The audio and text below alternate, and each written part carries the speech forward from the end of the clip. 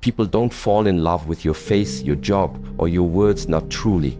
Love is energy, presence, and at its core, there are only two reasons someone truly falls for you. Either they feel seen or they feel safe. Everything else fades, looks change. Words are forgotten, but the feeling of being understood or protected stays. If you know which one you offer, you'll understand why people come close and why they stay. Stay with me until the end, because the second reason is the one that builds not just attraction, but unshakable connection. The way you make them feel about themselves. You can have money, you can have muscles, you can have a name that turns heads, but none of that leaves a lasting mark unless it changes the way someone feels about themselves when they're with you. Because at the end of the day, people don't fall in love with your success, they fall in love with how they feel in your presence. Not with your story, but with how their story feels when you're in it. Not with your image, but with how their reflection looks through your eyes. There's something unspoken but unmistakable about a man who doesn't need to impress. A man who doesn't fill the space with noise, but instead holds it with depth. A man who doesn't demand attention, but earns trust with his silence. That kind of presence is rare, and people don't forget it. Because the truth is, most people walk through the world guarded. They wear masks. They rehearse roles. They present the version of themselves that feels acceptable, liked, or safe. But when they're with someone who sees past all that, someone who listens without judgment, looks without agenda, and speaks without trying to fix or dominate, they exhale, for maybe the first time in a long time. And that exhale, that's the beginning of love. Not fireworks, not obsession, not adrenaline, but the deep, almost holy comfort of finally being real. That's what they remember. That's what makes them stay. The way they feel heard. The way they feel held, not physically, but emotionally. The way they feel understood without having to perform for it. When you become the one person in their life who makes them feel safe to be honest, you become irreplaceable, not because you're perfect, but because you see them. But it goes even deeper. Because real connection isn't just about being a mirror for someone's wounds, it's about being a mirror for their light. People don't want to be tolerated. They want to be seen as valuable, as powerful, as someone with potential. When they're with you, do they feel braver, calmer, more grounded? Do they feel like the best version of themselves is possible again? That's the mark of someone who builds love, not just feels it. Because love isn't performance, it's permission. And the person who gives someone permission to be their full, flawed, growing self without guilt or comparison becomes unforgettable. The irony is, we spend so much time trying to be liked, we forget that what makes someone love you isn't your charm, your confidence, or even your intelligence. It's your presence, your ability to stay still while they unravel, your ability to see their pain without turning away, your ability to sit with silence and not fill it with advice, distraction, or ego. That's where the magic happens, in stillness, in grounded awareness, in the strength to let someone else show up, emotionally exposed, without trying to rescue or rearrange them. It's not about making someone dependent on you. It's not about being their therapist. It's about holding space so well that they remember who they were before the world told them to hide. That kind of man, the one who makes others feel safe, seen, steady, doesn't need to chase attention. People are drawn to him, not because he's loud, but because he's quiet in all the right places. So stop trying to prove you're worthy. Stop leading with status. Stop performing for attention. Because love, real love, doesn't land on the person who tries the hardest. It lands on the one who is most deeply present. The one who doesn't flinch when truth shows up. The one who doesn't panic when emotions get messy. The one who makes you feel like you're still lovable even when you're not impressive. People will forget your clothes, your quotes, your posture, but they will never forget the way they felt when they were around you. Make that your legacy. Because at the end of the day, they're not falling for your charm. They're falling for your calm, the way you treat yourself. This is the one no one teaches. The one that gets buried beneath pickup lines, dating tips and strategies to become more attractive. But at the core of every relationship that either grows or decays, this principle lives quietly, unnoticed by most, but felt by everyone.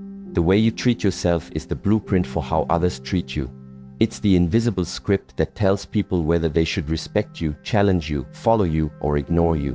And it has nothing to do with your words, it has everything to do with your presence. People are perceptive far more than we think. They pick up on the way you speak to yourself when you fail. They notice whether you rush through your routines or move with intention. They hear it in the tone you use when you talk about your body, your time, your habits. They see it when you say yes to things that violate your peace, when you avoid conflict to stay liked, when you joke about yourself in a way that reveals more insecurity than confidence. These aren't conscious red flags, they're emotional signals. They say, this man doesn't value himself fully. He breaks his own word. He doesn't protect his time. He abandons his own needs. And even if the people around you don't articulate it, they feel it, and they respond accordingly. You teach people how to love you by modeling what that love looks like. If you set clear boundaries and honor them without apology, they follow your lead. If you take care of your body, your mind, your home, they begin to respect your space. If you speak with calm precision instead of insecure noise, they lean in. And most of all, if you carry yourself with quiet dignity, not arrogance, not bravado, but that calm certainty that says, I know who I am and I act like it, they either rise to meet you or they walk away. And either response is a win. But when you abandon yourself even subtly, when you joke about your standards just to be accepted, when you tolerate disrespect because you're afraid to be alone, when you lie to yourself about what you want or need, the people around you mirror that. They test more. They push harder. They disrespect you not because they're bad people, but because you've signaled that your self-respect is flexible. And in a world that's already designed to pull you in every direction, the moment you let others steer your internal compass, you lose your center. Self-respect isn't loud. It doesn't need a spotlight. It doesn't wear designer clothes or scream into the void. It's a tone, a way of being. It's in how you wake up, how you eat, how you speak, how you move. It's in whether you keep your word to yourself when no one's watching, whether you go for that walk when your body wants to quit, whether you tell the truth even when it's easier to lie. That's what creates real presence. And presence is what people remember long after your words are gone. When a man walks with dignity, people feel it. He doesn't chase, he doesn't beg, he doesn't over-explain. He doesn't need to be right in every room because he's already right with himself. And that kind of energy is magnetic. Not because it's trying to attract, but because it doesn't need to. It draws respect without asking for it. So if you want better relationships, don't start with what others should do. Start with what you do when no one's watching. Do you betray your routines the moment stress hits? Do you shrink in conversations where you should stand tall? Do you ignore your own inner compass just to avoid someone else's disapproval? Because here's the truth. You are always training people how to treat you. Every day, through every action, every word, every boundary kept or broken. They're watching. And more importantly, your subconscious is watching. And when you live in a way that dishonors your values, your confidence slowly dies. But when you live in a way that aligns with your highest standard, even when it's hard, your confidence becomes untouchable. So start showing up for yourself the way you wish others would. Protect your peace, defend your time, speak with weight, walk with presence. And most of all, never abandon yourself to be liked. Because the second you do, the people who like that version of you were never for you in the first place. And the people who are, they'll be drawn not to your performance but to your presence. Because real love doesn't fall for your mask. It rises to meet your standards. People don't fall in love with the things you say. They fall in love with how they feel when they're around you. Not the show you put on, not the masks you wear to impress, not your job title, your followers, or your bank account. None of those things last. Because the truth is, people don't crave perfection, they crave presence.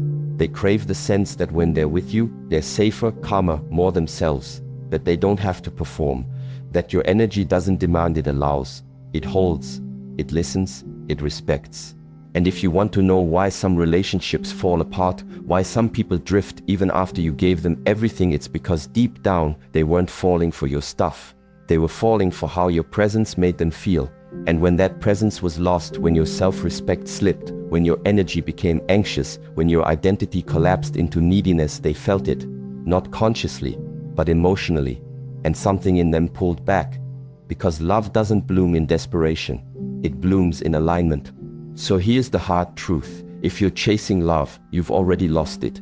Because the very act of chasing sends a signal that you believe you're not enough right now. That you must become something different, more appealing, more likable to be chosen. And that energy is heavy. It's unstable. It's unattractive. It makes people second guess their connection to you, even if they can't explain why. Because no one wants to love someone who's constantly abandoning themselves just to be accepted. The people who keep love, who attract loyalty, depth, and lasting presence are not the ones who beg for attention. They're the ones who hold attention without trying. Because they've built a relationship with themselves so solid, so non-negotiable, that being around them feels like entering a grounded, sacred space. They don't flinch when you pull away. They don't panic when silence shows up. They don't chase not because they don't care, but because they've learned that love born from performance will always require more performance to keep, and they're done with that. Real love, lasting love, doesn't come from strategy. It comes from self-respect. And self-respect starts with how you treat yourself in the dark. When no one's watching, when there's no audience to clap for your effort. Do you keep your promises? Do you stay grounded when your emotions flare? Do you say no when your peace is on the line? Or do you fold, chase, react, hoping someone else will give you the worth you haven't given yourself? Because people don't love you for how much you sacrifice.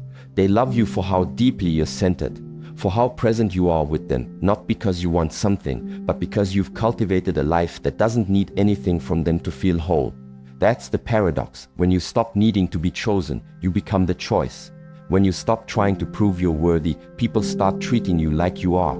When you stop bending to be loved, you start attracting people who love your shape as it stands. So stop performing. Stop over-explaining. Stop softening your tone just to keep the peace. If someone can't hold your truth, they can't hold your love. And if someone walks away because you finally showed up for yourself, let them. You're not here to shrink for anyone's comfort. You're here to stand. And the people who are meant to walk beside you will not ask you to diminish your strength just to stay. Start protecting your energy like it matters. Start showing up for your body, your breath, your focus. Stop sharing your time with people who don't hear you, don't see you, don't value your presence. Learn to sit with yourself not as punishment, but as a declaration. I am enough company for my own growth. Because if you can't sit with yourself in silence, you'll keep trying to fill that silence with people who don't belong. And every time, you'll wonder why they leave. They leave because they were never yours to begin with. They were borrowed, temporary, triggers, not partners. But once you build your center, once you stop chasing and start becoming, everything changes. You no longer feel afraid of solitude. You start respecting your peace like oxygen. You stop craving the highs and start loving the calm. And the people who meet you in that space, the ones who don't disturb your stillness, but add to it, those are your people. And you won't have to beg for their love. You'll feel it in their presence, in their consistency, in their joy, just to exist beside you without drama, without games, without needing to fix or be fixed. That's the love that lasts. So this is your final reminder. Stop chasing. Start aligning. The more you value your own energy, the easier it becomes for others to feel it too. Because energy doesn't lie. It either nourishes or it drains. It either anchors or it disturbs. And when your energy is clean, still, and whole, it becomes magnetic. People want to be near it, not because it gives them something, but because it awakens something they forgot they had inside. You are not here to be chosen. You are here to choose yourself so fully that the only people who enter your space are those who speak the same language: respect, presence, peace. Let that be your legacy. Because when you live in alignment, you don't have to beg.